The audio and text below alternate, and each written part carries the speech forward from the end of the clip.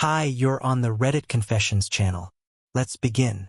There was a woman at our front door last Tuesday.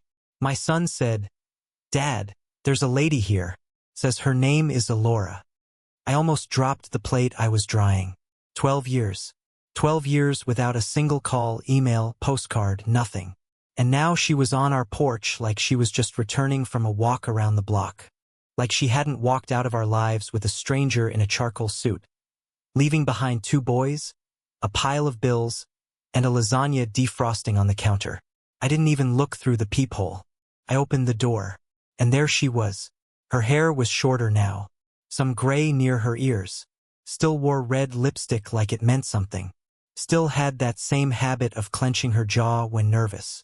She looked like someone who'd spent years running, not just from us, but from herself. She gave a weak smile. I didn't speak. She looked past me, like she was checking if the furniture was still the same. "Is Isaac home?" she asked, just like that, as if she hadn't missed every birthday, graduation, and fevered night over the past decade. You know what's wild? The thing that hit me hardest wasn't anger. It wasn't even sadness. It was the smell. She still wore the same perfume. That cheap vanilla one she used to buy in bulk from a mall kiosk. I had buried that scent in some corner of my memory, and now it came rushing back with the force of a freight train. I didn't invite her in. I didn't slam the door either. I just stood there while Benny, our youngest, appeared behind me and froze. "Mom?" he asked, voice cracking like it had when he was 13. She nodded. "I've made mistakes," she said, as if that umbrella phrase could cover a dozen years of complete abandonment. Alora didn't ask to come in. She just stood there with her little suitcase and that haunted expression like she was rehearsing a script in her head. Benny didn't move. He stared at her the way someone might look at a ghost sitting in their favorite chair. I was still gripping the doorframe, trying to convince myself that this was real, that she hadn't just risen out of some nightmare I'd managed to forget. "I've been clean for 2 years, she blurted suddenly, as if that explained the previous 10. Benny blinked, confused. I didn't say anything. What was I supposed to do? Congratulate her? Hand her a trophy for finally getting her life together after vanishing without a word? She tried to smile again, but her lip trembled. "I'm not asking for much," she said. "Just a chance to see them. Maybe talk to Isaac. I know I don't deserve that, but—" Benny interrupted her. "He doesn't live here anymore." Her face fell. She looked down, and for a second, I almost pitied her. But then I remembered the panic attacks. The therapist bills I couldn't afford. The time Benny had wet the bed at 9 years old because he dreamed she was calling from a coffin. I remembered Isaac screaming at me one night in high school, asking why I didn't fight harder to keep her from leaving. And I remembered that I had no answers to give. Still, I didn't slam the door. I don't know why. Maybe I wanted her to see what she missed. Or maybe, deep down, I still needed her to see the damage she'd done in full, living color. "Can I just talk to him?" she asked again, her voice almost a whisper. "Just tell him I'm sorry?" "You can't unburn a house," I replied. Then she turned to Benny. Her voice cracked. "You look just like your father did when we met." I don't know what hurt more, her trying to claw her way back into our lives, or the fact that for a second, Benny almost smiled. Benny didn't smile. His lips twitched like they were searching for a shape that never formed. Then, just as quickly, his expression hardened. He stepped back, not toward her, away. A subtle shift, but I noticed. Alora didn't. Or maybe she did, but she was too desperate to admit it. She stepped forward slightly, her fingers gripping the suitcase tighter, knuckles pale as chalk. "I know I've made terrible choices," she said, eyes darting between us. "I know I walked away, but not a single day went by that I didn't think of you both." I laughed. I didn't mean to. It slipped out like steam from a cracked pipe. "Funny. We went 12 years without so much as a Christmas card. You must have been thinking real hard." Her eyes welled up. I shouldn't have felt satisfaction, but I did. I wanted her to feel a fraction of the weight we'd carried. Not for an hour or a day, but for 12 long, hollow years. I wanted her to know what it was like to fold laundry while trying not to cry because your son asked if mom died and just didn't tell us. I got sick, she said quietly. I lost myself. Leon. He wasn't what I thought he was. Benny tilted his head. You left your kids for a man you barely knew. Her silence was confirmation. A soft, guilty shrug of the shoulders, like a teenager caught sneaking out, not a mother abandoning her family. He promised me things. Security, travel, a new life. And how long did that last? I asked, my voice colder than I expected. 3 years, she admitted. Then came the drugs, the hospitals, then prison. The word dropped like a stone in the middle of a quiet pond. Prison. I stared at her, trying to match that word with the woman I once knew. But she wasn't that woman anymore. And maybe I wasn't the man she left behind either. Why now? I asked. She hesitated, then reached into her coat pocket and pulled out a folded letter. Because I'm dying, she said. And they're the only good thing I ever helped create. I didn't say a word. My brain was trying to process it all at once. Drugs, prison, and now death? It felt like I was staring at a stranger wearing my wife's face.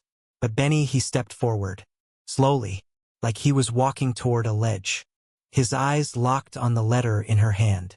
He didn't take it, just stared. How long? He asked. Alora looked down. They say months, maybe weeks. Silence swallowed us. The air was thick with something I hadn't felt in years.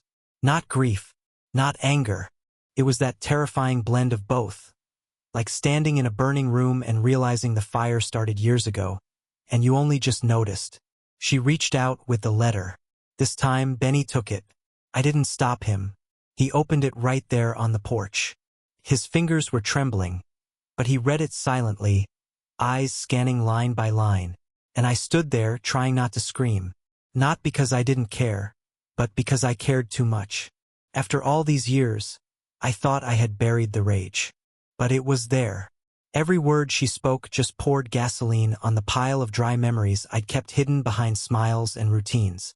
Benny folded the letter slowly, looked up and said, You can come in, just for a minute. I wanted to stop him. My whole body screamed to shut the door, to protect him like I always had. But I saw something in his face, not forgiveness, exactly. More like curiosity. As if he needed to see for himself whether the myth of the mother who abandoned him matched the woman on our porch. She stepped inside. The house seemed to shrink around her. She glanced at the walls like she was surprised they were still standing. Her eyes paused on a photograph of Isaac in his cap and gown. Then the one of Benny's first art show. I watched her quietly fall apart. She wiped her eyes with the sleeve of her coat and whispered, I didn't think you'd keep any of this. I wanted to shout, You don't get to cry here. But I didn't, because Benny was watching. And maybe I needed answers, too. She sat in his chair. Not mine. Benny's. I don't think she meant to. I don't even know if she remembered it was his. But the second she lowered herself into that seat, the one he always used at dinner, the one with the scratch he made when he was 12 and trying to carve his name with a fork, something inside me snapped. I didn't say it out loud, but I clenched my jaw so tight I felt my molars grind. Benny didn't react. He just stood near the counter, arms folded, watching her like a scientist studying a wild animal. She looked smaller now, or maybe just older. Either way, she didn't fit in that room anymore. Like a puzzle piece soaked in water and warped by time. I used to read to you in this room, she said, glancing around. Remember when we did that book about the rabbit who wanted to fly? Benny didn't respond. The only sound was the fridge humming and a distant car passing outside. I carried you to bed, she continued. You always fell asleep before the last page. Still no reply. Then she looked at me. You left the paint color the same. We painted over it 5 times, I said flatly. It just kept bleeding through. She smiled like that meant something, like time hadn't shattered the foundation beneath us. I know you hate me, she said finally. Both of you. I leaned on the kitchen table, staring at the surface where Isaac once did algebra and where Benny once spilled orange juice that warped the wood. Hate takes energy. I haven't had the luxury for that in years. She pulled something else from her coat. A small, worn envelope. This is for Isaac. I know he probably won't want it, but if he ever asks about me, I'll give it to him, I said quickly. But don't confuse that with anything else. Her eyes glistened again. But no more words. She just nodded and placed the envelope on the table. Then she asked the one question I wasn't ready for. Can I see his room? I didn't answer right away. Her request hung in the air like smoke, curling between us, dense and impossible to ignore. See Isaac's room? The one she never packed, never said goodbye to? The one I walked past for years with clenched fists and a hollow chest? Benny looked at me, waiting. It was always like that. Whenever things got hard, they looked to me. For direction, for strength, for permission to fall apart. I hated that weight, but I carried it anyway. It was the only thing she left behind. I nodded. Once. Sharp. Mechanical. She stood slowly, her hands brushing against the sides of her coat, like she needed something to hold on to. Benny followed her with his eyes, but didn't move. I trailed behind her up the stairs. My chest was tight. My fingers curled into fists, but I didn't stop walking. The door to Isaac's room hadn't changed much. I kept it neat, dusted. Not because I was sentimental, but because I didn't know how to let it age without him. Posters still hung where he left them. Books still lined the shelves in perfect alphabetical order. He was always like that. Precise. Intentional. Alora stepped inside and paused like she was trespassing. Maybe she was. She walked to the desk and ran her fingers across its surface, touching a dent I remembered too well. The one Isaac made when he slammed down a science trophy after she missed his regional competition. He was always so smart, she whispered. I used to tell him he'd change the world. You told him a lot of things, I said. She flinched but didn't deny it. Then she sat on the edge of the bed and closed her eyes like she was trying to absorb what was left of him in that room. I wanted her to open them again. I didn't want her to pretend this was her memory to relive. She didn't earn that anymore. I know I can't fix this, she said suddenly. I know I don't deserve to. You're right, I said. But you still came. When she opened her eyes, they were brimming. Because some things won't let you die quietly. I thought she'd ask to stay longer in the room.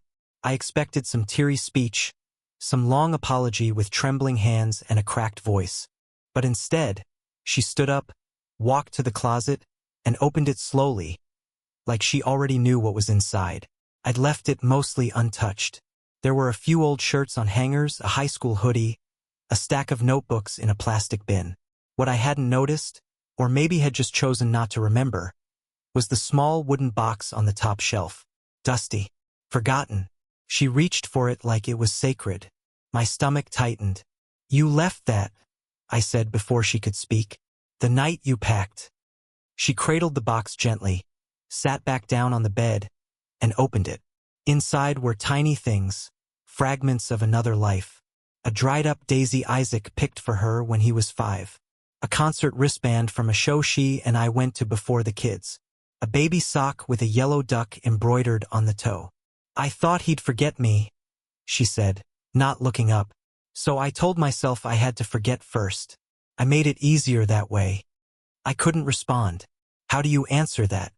That your children were used as emotional hostages in someone else's breakdown? She looked up. I was angry. At everything. At you. At the boys. At myself. I felt like I was drowning, and instead of asking for a life preserver, I swam toward the storm. And took our boat with you, I muttered. She nodded. I did. I wanted her gone. I wanted her to disappear just as quickly as she had that day 12 years ago. But at the same time, a darker part of me wanted her to stay long enough to feel the emptiness she created, to walk through it and taste it and choke on it. That's when Benny spoke. From the doorway, voice quiet but clear. If you really cared about us now, he said, why didn't you reach out after the prison? After rehab? Why wait until death was knocking? She looked at him, broken. Because shame waits longer than most people do. She stayed the night, not because I invited her, but because Benny did. He made up the guest room with stiff sheets and an old blanket, said nothing more, then shut his own door without looking back. I didn't sleep much. I sat by the window long after midnight, watching the branches shift in the breeze and wondering what the hell healing was supposed to look like after 12 years of silence.